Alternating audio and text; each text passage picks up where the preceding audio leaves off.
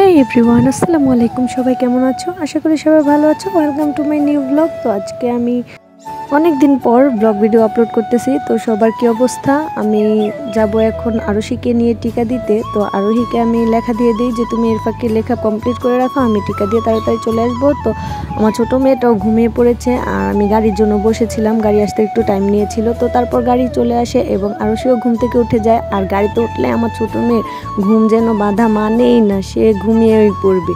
তো তার গাড়িতে উঠলে তার ঘুম আর কি বাধা মানে না। অনেক বাচ্চারা এমন গাড়িতে উঠলে ঘুমিয়ে পড়ে। তো আমার মেয়েটাও, আমি প্রত্যেক দিন ওকে নিয়ে স্কুলে যাই, স্কুল থেকে আসি সে গাড়িতে ঘুমিয়ে পড়ে। যেহেতু আমার বড় মেয়েকে আমি অনেক দূরে স্কুলে ভর্তি করি, আমাদের বাসা থেকে স্কুলটা খুব দূরে, আর প্রত্যেক দিন আমার এই রাস্তা দিয়ে যাতায়াত করা লাগে।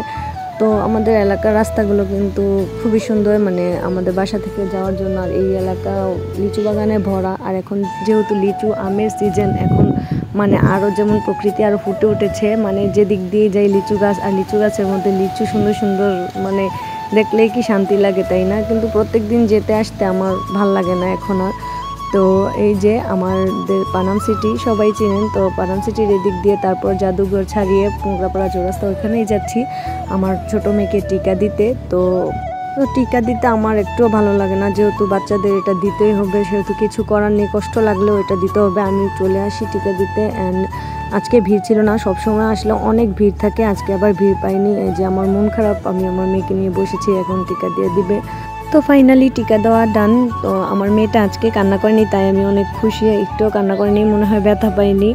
তো আলহামদুলিল্লাহ টিকা দেওয়ার পর আমি চলে যাই ব্যাংকে। তো ব্যাংকে যাওয়ার পর মানে কি বলবো, ভিড় ছিল না, কিন্তু ব্যাংকের লোক ছিল না। তারপর লোক মানে আসার পর তাদের স্লো কাজ। সরকারি ব্যাংকে এমনই হয়, যারা সরকারি ব্যাংকে অ্যাকাউন্ট আছে বা লেনদেন আছে তারা জানেন যে কতটা প্যারা। আমরা মা মেয়ে খুবই টায়ার্ড হয়ে যাই, মানে টিকা দিতে এত সময় লাগে। আমি আবার আমার বড় মেয়েকে বাসায় রেখে আসি, তো আমার খুব তাড়াহুড়া ছিল। এই তো ফাইনালি আমার মানে কাজগুলো মনে হয় ডান হয়ে গিয়েছে। তারপর আমাকে কাগজ দেয়, কাগজে আমি সাইন করার পর আমার ভিসা কার্ডটি আমার হাতে দিয়ে দেয়। তো এই ভিসা কার্ডটির জন্য প্রায় 4 মাস ওয়েট করলাম।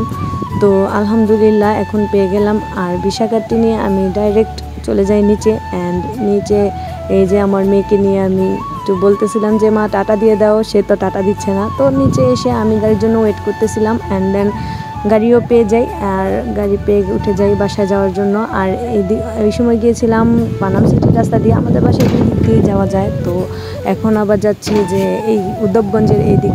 তো এতক্ষণ ধরে আমার বকবক শোনার জন্য সবাইকে অসংখ্য অসংখ্য ধন্যবাদ, এবং আমার ভিডিওগুলো ভালো লাগলে লাইক কমেন্ট শেয়ার করতে ভুলবে না। আমরা সবাই বাসায় চলে আসি। তো আপনাদেরকেও টাটা, বাই বাই, আল্লাহ হাফেজ।